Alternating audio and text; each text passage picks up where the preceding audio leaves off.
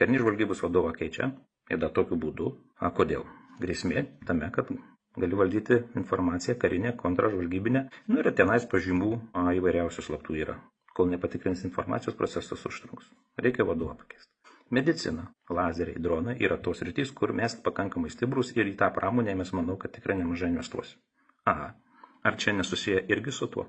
Kad šitos procesus kontroliuotų žmogus net nutuokiantis situacijos, jisai būtų tik tai figūra, mes turim tokį krašto apsaugos ministrą, tai dabar ministrė, kuri įrodė, kad visiškai nedekvačiai mąsto ir tikrai tą patvirtina vienintelis užtekto aplinkybės, kada priima sprendimą evakuoti iš Austrijos, iš vidurio Europos žmogus, siunčia karinį lėktuvą, ekipažą ir taip toliau, kuris kainuoja mokesčių mokėtojams pinigų tik ne 1,000 eurų. Ir dar neaišku, kaip jinai įsijungia evakuaciją, kokiais įstatymo, kokiais punktais ar ne, kaip atsiranda krašto apsaugos ministerijos iniciatyva evakuacijai ir nustumė į šoną ir nacionalinį krizių valdymo centrą ir panašiai, kuris būtent ir vykdė tą evakuaciją. Nežinau, tyrimas pasakys. Apie tai, kad NATO viršūnių samitų metu karinį žvalgybos vadovą Lietuva nušalina ir nusiunčia rezervą, visiems pasiūsdama signalą, kur visi tik tai spėlioja, tai tik rodo krašto apsaugos ministrės neadekvatumą.